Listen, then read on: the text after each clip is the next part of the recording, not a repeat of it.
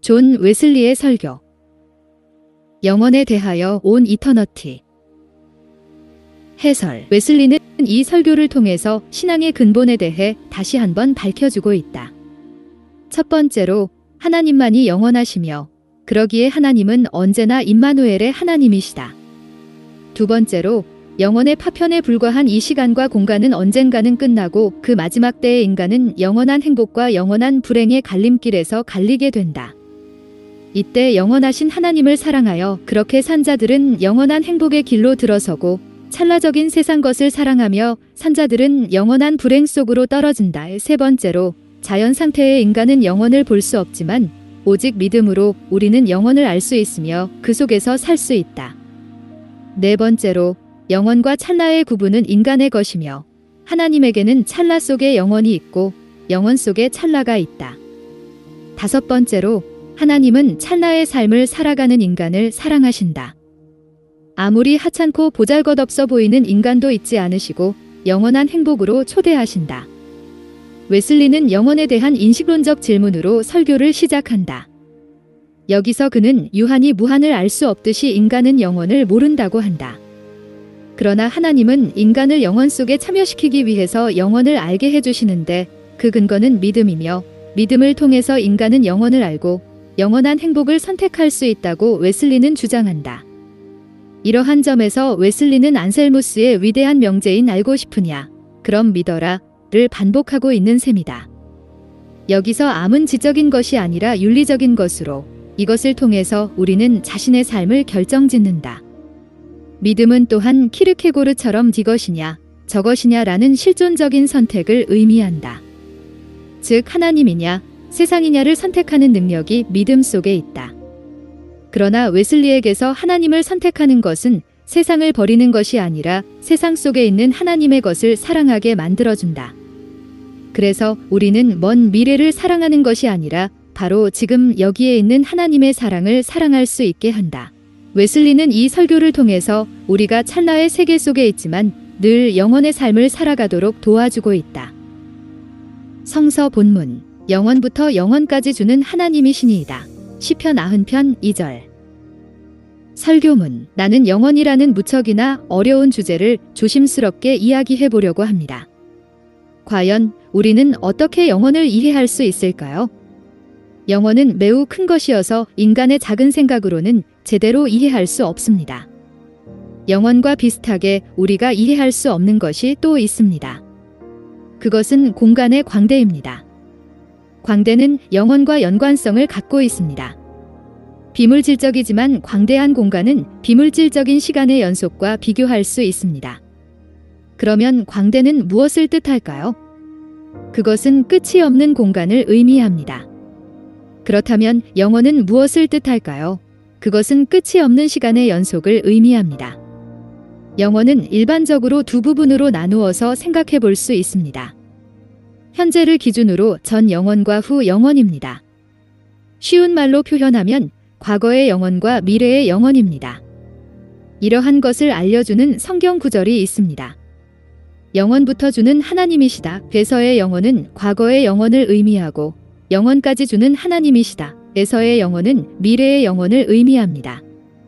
어떤 이들에게는 과거의 영원은 영원의 본질적 개념으로는 부절적하다고 생각할 수 있습니다. 그러나 과거의 영원의 의미는 다음과 같이 쉽게 이해될 수 있습니다. 영원은 끝이 없는 연속인 것처럼 과거의 영원은 시작이 없는 연속을 의미하고 있기 때문입니다. 성경에서는 하나님만이 위 두 가지 의미에서 영원히 거하신다라고 기록하고 있습니다. 오직 위대하신 창조주만이 영원부터 영원까지 계십니다. 여기에는 어떠한 피조물도 포함되지 않습니다.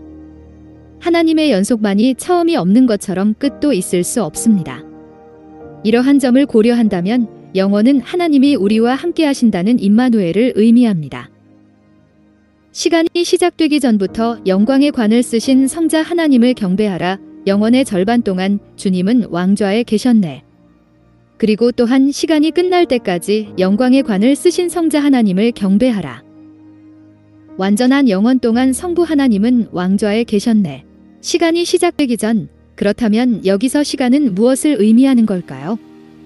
우리가 이 단어를 자주 사용하고 있지만 이 단어의 뜻을 잘 모르고 있습니다. 우리는 시간이 진정으로 무엇인지 모르고 있습니다. 우리는 이 단어에 대한 정의조차 제대로 내리지 못하고 있습니다. 그러나 시간은 양쪽에 끝이 있는, 즉 시작과 끝이 있는 영혼의 한 조각이 아닐까요?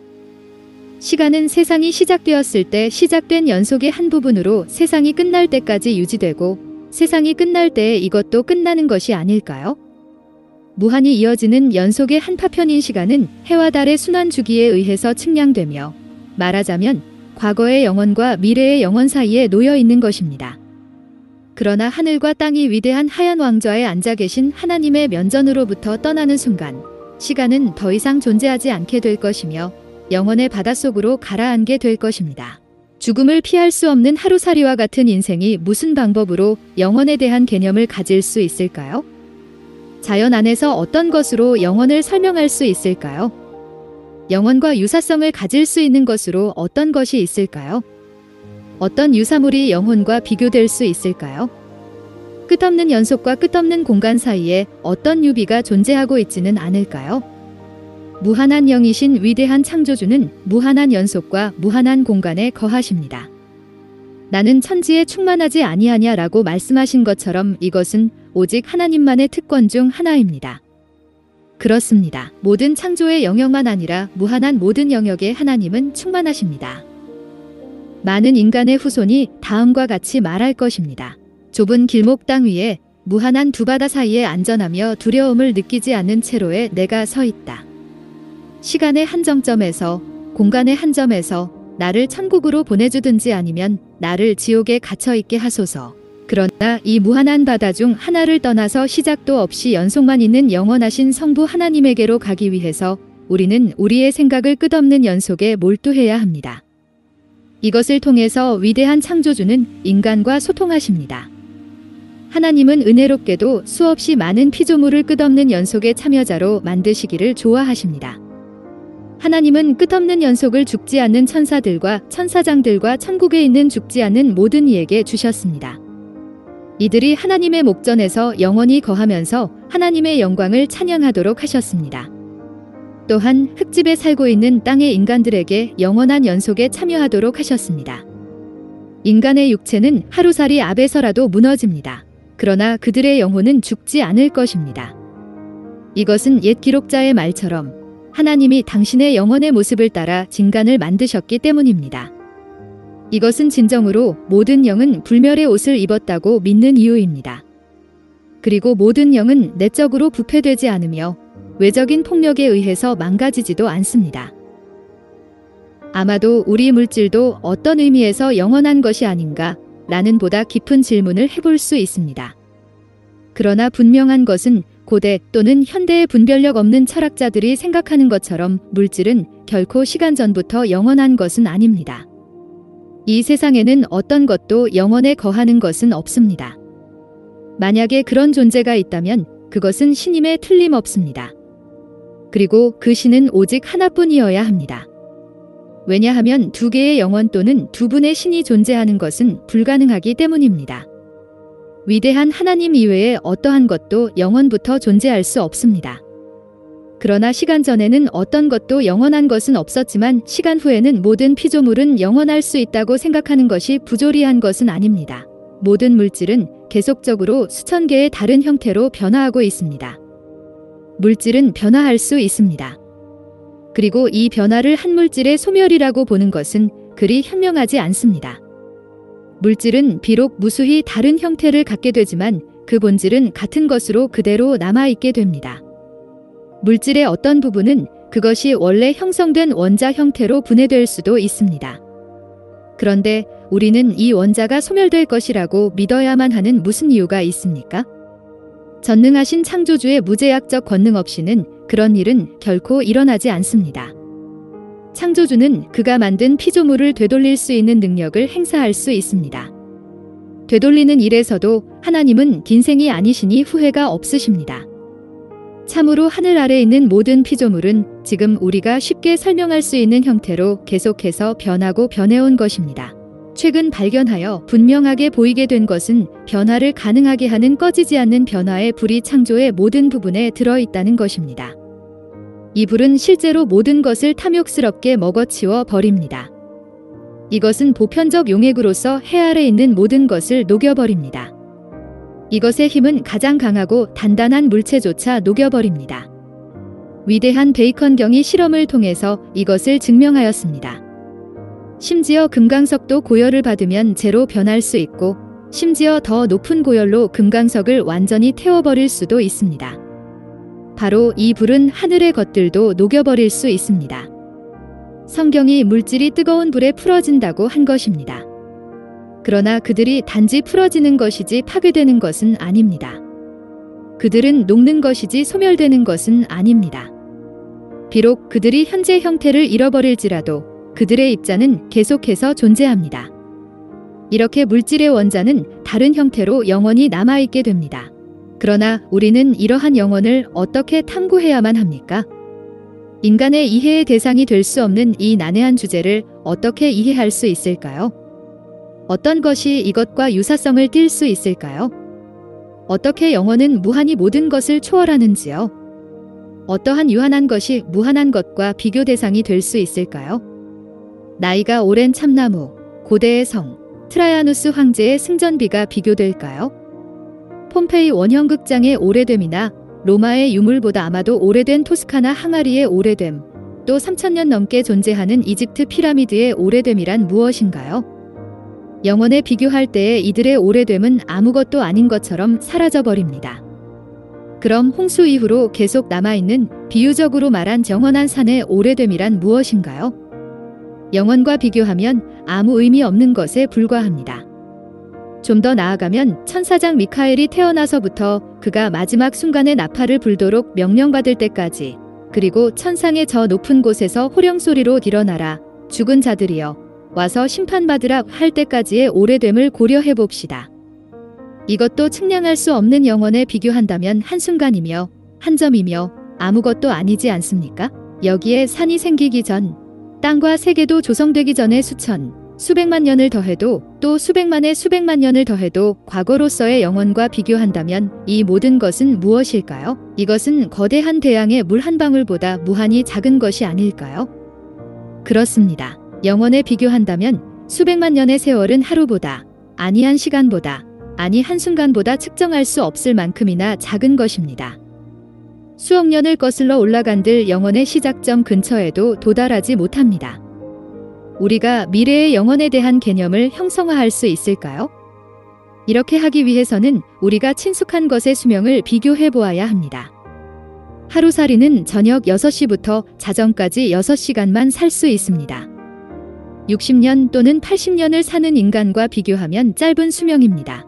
인간 역시 969살까지 산 무두셀라에 비교하면 짧은 수명입니다. 그리고 하늘과 땅이 세워진 시간부터 하늘도 소멸하고 땅의 모든 것도 불타버리기까지의 시간을 끝없는 영원한 시간과 비교해본다면 이것도 무척이나 짧은 것에 불과합니다. 이것을 설명하기 위해서 성자 키프리아누스의 가르침을 예로 들어봅시다. 지구 크기만 한 모래 덩어리가 있다고 가정한 후에 또 이 모래 덩어리의 모래 한 알이 소멸되는 시간을 1000년이라고 가정해봅시다. 이러한 지구 크기의 모래 덩어리가 포함된 무한히 넓은 우주 크기만 한 모래 덩어리가 소멸되는 시간조차도 끝없는 연속인 영혼에 비교한다면 모래 덩어리의 모래 한 알이 소멸되는 시간보다 더 작은 시간이 될 것입니다. 이 중요한 점을 각인시키기 위해서 또 다른 예를 들어봅시다. 큰 바다를 상상해봅시다. 이 큰 바다가 너무 커서 땅과 별들의 하늘 사이에 모든 공간을 다 담을 수 있다고 상상해봅시다. 그리고 이 큰 바다에 물 한 방울이 없어지는데 1000년의 세월이 걸린다고 상상해봅시다. 그러나 물 한 방울에 1000년이 소모되는 큰 바다를 포함한 무한한 우주 크기만 한 바다가 소멸하는 시간을 영원에 비교한다면 그 온 바다에 물 한 방울이 소멸되는 시간보다 짧은 시간이 될 것입니다. 이제는 이 세상 또는 저 세상에 있는 불멸의 영들을 살펴봅시다. 수천 년의 수천 년을 또는 100만 년의 100만 년 세월을 그들이 살았다고 해도 그들의 수명은 단지 시작에 불과하고 그들은 영혼의 문턱에 단지 걸쳐 있을 뿐입니다. 과거의 영혼과 더불어 영혼의 또 다른 부분은 미래의 영혼입니다.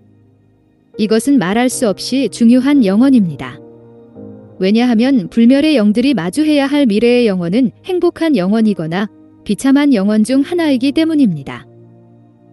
보십시오. 의로운 자의 영은 이미 행복한 영혼 속에서 이미 하나님을 찬양하고 있습니다. 하나님의 오른편에서 즐거움의 생명수를 마시는 사람들에게는 행복한 영혼은 매우 금방 올 것이라고 우리는 말할 준비가 되어 있어야 합니다. 또 우리는 밤이 없는 낮, 그들은 주의 목전에 거하며 그리고 영혼은 한낮처럼 보입니다 라고 외칠 준비가 되어 있어야 합니다. 그러나 이것은 인간의 방식으로 말하는 것일 뿐입니다.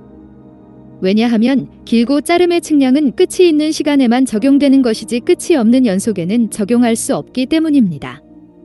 인간의 낮은 개념으로는 영혼의 빠름은 개념화할 수도 표현할 수도 없습니다. 이것이 전혀 움직이지도 지나가지도 않는 것이라고 말하고 싶지 않더라도 그러나 고요하고 전혀 움직임이 없는 큰 바다와 같은 것이라고 할 수 있습니다. 하늘 보좌 옆에 있는 내 생물은 밤낮 쉬지 않고 이르기를 거룩하다 거룩하다 거룩하다 주 하나님 곧 전능하시니여 전에도 계셨고 이제도 계시고 장차 오실 이시라 하고 계속해서 외칠 것입니다. 수백만 년의 세월이 흘러도 그들의 영혼은 방금 시작된 것입니다. 또 다른 한편 불멸의 영들에게 불행한 영혼이 결정되게 하는 조건은 무엇인가요? 그것은 바로 그들의 선택입니다. 그들 자신의 선택은 다른 피조물이 절대로 대신 해줄 수 없습니다. 그것은 오직 자신들의 행동과 행위에 의해서만 가능합니다. 그날이 오면 모든 영혼은 영원한 행복과 영원한 불행이라는 현실을 어쩔 수 없이 직시하게 될 것입니다. 당신의 참혹한 결정은 감출 수도 없고 되돌릴 수도 없는 파멸을 변경할 수 없다. 이러한 결과를 맞이할 것이라면 처음부터 나의 태어나지 않을 영혼을 지옥에 보내주어라. 또 나의 어머니의 태에서부터 나를 저주하여라. 형벌이 집행되고 난 뒤에 그러한 영들은 어떠한 상황에 처하게 될 것인가요? 저주를 받은 자들아 나를 떠나 마귀와 그 사자들을 위하여 예비된 영원한 불에 들어가라. 라는 선고를 받고 나서 그가 막 불과 유황못에 던져졌다고 가정해 봅시다. 거기서 또 그들은 고난의 연기가 세세토록 올라가며 밤낮 쉼을 얻지 못할 것입니다. 왜 세세토록인가요? 만약에 우리가 하루 또는 1시간 동안 불연못 속에 갇혀 있다면 하루 아니 1시간이 무척이나 길게 느껴지기 때문입니다. 이것은 천년의 시간처럼 보일 것입니다. 그러나 놀랍게도 수천 년이 지나도 그는 고난의 잔을 단지 맛본 것에 불과합니다. 수백만 년 후에도 이것은 거의 끝난 시간이 아니라 단지 고통이 시작된 한순간일 뿐입니다. 영원보다 찰나적인 것을 의도적으로 선호하는 무척이나 어리석은 무척이나 미친, 또 말할 수 없을 정도로 정신이 나간 자들은 어떤 자들일까요? 사악함이 행복이라고 불가능하고 정신 나간 가정을 하지 않는 한, 물론 이러한 가정도 이성에 의해서 정면으로 반대되고 있지만 어느 누가 영원보다 무한히 작은 1년의 또는 1000년의 행복을 영원의 행복보다 더 선호할 수 있을까요? 특별히 우리가 이 점을 고려했을 때 지점은 결코 잊혀서는 안 됩니다. 행복한 영혼을 거부하는 것은 바로 비참한 영혼을 선택하는 것을 의미합니다. 왜냐하면 이 영원한 즐거움과 영원한 고통 사이의 중간은 없으며 있을 수도 없기 때문입니다. 어떤 이들은 죽으면 몸과 더불어 영혼도 같이 끝난다고 생각합니다. 또 죽음은 나라는 존재가 없어지는 변화라고 생각하기도 합니다. 그러나 이 모든 것은 모두 헛된 생각입니다. 왜냐하면 몸은 여전히 땅으로 돌아가고 영은 그것을 주신 하나님께로 돌아가기 때문입니다. 그런 고로 죽음의 순간에서 말할 수 없는 행복 또는 말할 수 없는 비참함이 결정됩니다. 그리고 비참함이 결정되면 그 비참함은 끝이 없이 계속됩니다. 두려운 소리 속에서 영혼이 무척이나 어둡고 무척이나 깊은 곳으로 가라앉지만 영원히 심연의 끝에는 도달하지 못하고 있다. 이러한 저주받은 선택을 한 인간은 자신의 영혼이 몸과 함께 소멸되기를 바랄 것입니다. 영 박사가 가정한 것처럼 이런 인간은 내가 불구덩이에서 만년 동안 몸부림치고 있었을 때 1000만년에는 고통의 시간이 끝나게 해주소서 라고 기도할 수 있습니다. 영원보다 현재의 것을 탐욕하는 말할 수 없는 어리석음, 이런 언급조차도 가치 없는 미친 짓은 모든 인간이 이 땅에 태어나면서부터 갖는 자연 상태의 질병입니다. 우리의 눈은 공간 속에서 하나밖에 볼 수 없는 것처럼 우리의 정신도 시간 속에서 시간의 일부밖에 볼 수 없는 것이 인간의 자연 상태입니다. 우리가 보고 있는 공간을 넘어서 우리는 모든 공간을 볼 수도 없고 우리가 알 수 있는 이 시간을 넘어서 모든 시간을 알 수도 없습니다. 이런 상태가 자연 상태입니다. 그래서 우리 인간은 자신으로부터 멀리 있는 공간이나 시간을 파악할 길이 없습니다. 눈으로 확연히 볼 수 있는 것은 가까운 거리 안에 들어있는 것들 뿐이며 같은 방식으로 우리의 마음도 우리가 알 수 있는 시간 안에 있는 것만을 확연히 알 수 있을 뿐입니다. 우리 눈은 아주 멀리 떨어진 중국의 아름다운 것을 볼 수 없습니다. 왜냐하면 그것은 너무나 방대하고 무척이나 멀리 떨어져 있기 때문입니다. 그런 고로 우리는 그들에 의해서 영향을 받고 있지 않습니다. 그들은 우리와 아무런 관계가 없습니다. 마치 그들의 존재가 없는 것처럼 우리가 전혀 영향을 받고 있지 않습니다. 같은 이유에서 우리의 마음도 영원의 아름다움과 공포에 대해서 전혀 영향을 받고 있지 않습니다. 멀리 있는 영원의 아름다움과 공포는 우리에게는 아무것도 아닌 것처럼 보입니다. 마치 그들이 존재하지 않는 것처럼 말입니다. 우리 인간은 공간적이든 시간적이든지 간에 눈앞의 것에만 집착합니다. 우리로부터 멀리 떨어질수록 점점 안 보이게 되는 것입니다. 이러한 상태가 자연 상태입니다. 전능하신 신의 은혜에 의해서 이 질병이 치유되기 전까지 우리는 이러한 삶 외에 다른 삶을 살 수 없습니다. 그렇다고 이 사실이 우리가 미래에 대해서 눈먼 자라는 이유를 가지고 이런 삶을 계속하는 것을 정당화하지 않습니다. 왜냐하면 찾고자 하면 찾을 수 있는 치료제가 제공되었기 때문이다. 그렇습니다. 진정으로 찾고자 하는 모든 자에게 하나님은 값없이 치료제를 주시기 때문입니다. 이 치료제는 믿음입니다. 나는 이교도들의 믿음을 말하는 것이 아닙니다. 이들도 신을 믿지만 그들이 믿는 신은 그들이 찾는 것을 상으로 주는 신입니다. 그러나 내가 말하는 믿음은 사도가 정해내린 신앙으로 보이지 않는 것들의 증거이며 확신입니다. 그리스도인의 믿음은 보이지 않는 영원한 세계에 대한 증거이며 확신입니다. 믿음으로만 보이지 않는 것을 알 수 있는 눈을 열 수 있으며 이 눈으로 하나님과 하나님의 것들을 볼 수 있습니다. 말하자면 믿음은 너무나도 단단한 무지를 제거하고 투명성을 제공해주고 있습니다. 이것은 사라지는 존재와 불멸의 존재 사이에 놓여 있다. 믿음은 믿음을 세우는 빛을 비춘다. 그때의 구름은 걷히고 그림자는 물러난다. 보이지 않는 것이 보인다. 그리고 죽을 수밖에 없는 인간의 눈에 하나님이 보인다. 성경적으로 말하면 믿는 자는 영혼 속에서 살고 영혼 속에서 걷고 있습니다. 그가 보는 것은 보다 큰 것입니다. 이제 그의 관점은 더 이상 현세적인 것이나 세속적 삶에 묶여 있지 않습니다. 비록 그것이 밀턴이 말한 것처럼 비 땅보다 10배나 클지라도 믿음은 볼 수 없는 것을 알게 해주며 영원한 세계를 그의 얼굴 앞에 보이게 합니다. 결과적으로 인간은 보이는 것을 보지 않는 것입니다. 부, 명예, 쾌락 또는 그 외의 것들은 잠깐의 것들로 이 세상이 줄 수 있는 것들이다. 이런 것들은 믿는 자의 목적, 추구하는 대상, 욕망 또는 행복이 아닙니다. 믿는 자는 보이지 않는 것들을 추구합니다. 그는 하나님이 원하시는 것, 하나님의 요청, 하나님의 형상, 그리고 하나님의 영광을 추구합니다. 그에게는 보이는 것은 잠깐이며 안개이며 그림자이며 곧 사라질 꿈일 뿐입니다. 그러나 보이지 않는 것은 영원하며 진짜이며 단단하며 변하지 않는 것입니다. 현명한 자는 이러한 진리를 단지 묵상하기보다 어떻게 사용할까요? 그는 자신의 생각을 자주 하루살이 영역에 묶여있는 것을 넘어서기 위해서 그리고 별이 빛나는 하늘 위로 영원한 영역 안에 있는 것들을 설명하기 위해서 이 진리를 어떻게 사용하였을까요? 지상의 하찮고 모자란 것들을 멸시하기 위한 방편으로 이러한 진리를 어떻게 사용하였을까요? 소크라테스의 경우는 다음과 같습니다. 엄청난 재산을 가진 엘키비아데스가 자신의 땅을 친구들에게 뽐내고 있을 때 소크라테스는 그에게 지구 지도를 가져오도록 하였습니다. 그리고 거기서 그의 나라 아티카를 짚어보라고 하였습니다. 아티카는 작은 나라였기에 이것은 쉽지 않았습니다. 그 다음에 소크라테스는 엘키비아데스에게 그의 영지를 짚어보라고 했습니다. 자신의 땅이 너무 작아서 지도에서 짚어내지 못한 엘키비아데스는 자신이 그토록 자랑스러워하던 자기 소유물들이 지구와 비교해 볼 때 얼마나 작은 것인지를 금방 깨달았습니다.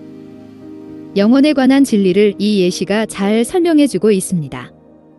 과연 누가 지상의 소유물이 가치 있다고 주장할 수 있겠습니까? 우주의 무한함에 비해서 지구는 무엇일까요? 그것은 한 점에 불과할 뿐입니다. 인간의 생명은 무엇일까요? 지구 수명은 무엇일까요?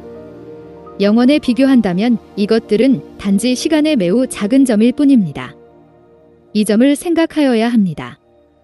부족하더라도 어떠한 느낌이 올 때까지 바닥이나 수면도 없어 무한하며 측량할 수 없는 심연을 골몰이 생각해 보아야 합니다.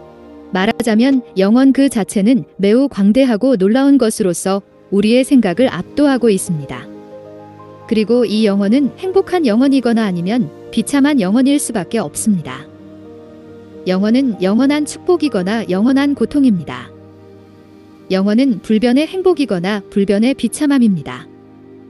합리적인 사람이라면 이 둘은 공존할 수 없음을 알 수 있습니다. 나는 다음과 같이 말할 수 있습니다. 당신은 행복한 또는 비참한 영혼 중에 어느 하나를 선택해야 하는 상황에 직면해 있습니다. 당신의 창조주는 당신에게 손을 내밀어 행복한 영혼 또는 그 반대 중 하나를 선택하라고 요청하십니다. 합리적인 사람이라면 제3의 길이 없다는 것을 알 것입니다. 이것이냐 저것이냐를 결정하는 이 순간에 모든 것을 집중해야 합니다. 확실히 그렇습니다. 다른 이들은 무슨 짓을 하든지 간에 당신과 나는 우리로부터 영원히 빼앗아갈 수 없는 좋은 것을 선택하여야 합니다. 영혼에 대한 설교를 끝내기 전에 영혼에 관련된 시편의 놀라운 두 구절을 살펴보겠습니다. 시편 8편은 주의 손가락으로 만드신 주의 하늘과 주께서 베풀어 두신 달과 별들을 내가 보오니 사람이 무엇이기에 주께서 그를 생각하시며 인자가 무엇이기에 주께서 그를 돌보시나이까 라고 증거하고 있습니다. 여기서 방대함에 비교해서 인간은 아주 하찮은 것이나 작은 점으로 고려되었습니다. 시편 144편에서는 여호와여 사람이 무엇이기에 주께서 그를 알아주시며 인생이 무엇이기에 그를 생각하시나이까 사람은 헛것 같고 그의 날은 지나가는 그림자 같으니이다라고 하였습니다. 후자는 전자보다 매우 강한 표현으로 기술되었습니다. 여호와여 사람이 무엇이기에 주께서 그를 알아주시며 인생이 무엇이기에 그를 생각하시나이까. 여기서 시편 기자는 영원과 비교해서 인생은 순간이며 아무것도 아닌 것으로 고려하였습니다. 첫 번째 말씀은 어떻게 저 하늘과 이 땅을 채우신 주께서 티끌보다 작은 인간을 알아주시는가? 어떻게 하나님의 사역의 광대함 속에서 인간이 완전히 길을 잃지 않을 수 있는가? 라는 질문을 고민하고 두 번째 말씀은 인간의 인생은 마치 그림자와 같이 지나가는데 어떻게 영원에 거주하시는 주님이 하루살이 인생을 염려하실 수 있는가? 라는 걱정을 하고 있는 것입니다. 다윗을 포함한 진지한 인간들은 이 말씀을 매우 심각하게 받아들였습니다.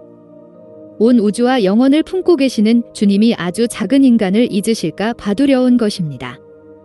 그러나 이러한 두려움은 하나님이 우리 인간과 같은 분이라는 가정에서 나온 것입니다.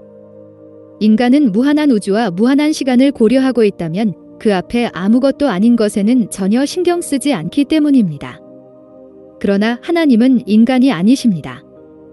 하루나 억겁의 시간이나 그에게는 모두 같은 것입니다. 그러므로 주님은 하루살이와 같은 인간과 다르십니다. 창조주와 유한 존재는 같지 않습니다. 고로 우리가 그러한 생각이 들 때마다 또 영원하시고 광대하신 하나님께 망각될 것 같은 두려움이 들 때마다 신 앞에서는 아무것도 작거나 거대하지 않고 어떠한 시간도 길거나 짧지 않다는 것을 기억하여야 합니다. 하나님은 전 우주를 통치하시는 것처럼 모든 개체를 통치하신다. 그리고 모든 개체를 다스리시는 것처럼 전 우주를 다스리신다. 당신은 과감하게 다음과 같이 선포해야 합니다. 하늘에 계신 아버지시여, 온 천지에 당신의 영광이 빛나고 있습니다. 우주의 주님 또 나의 주님이시여, 당신의 선하심이 온 누리를 살피시고 온 세상을 돌보시듯 나의 영혼도 돌보시고 있습니다. 나의 모든 머리털까지 세시는 주님의 돌보심에 내가 머물러 있게 하소서.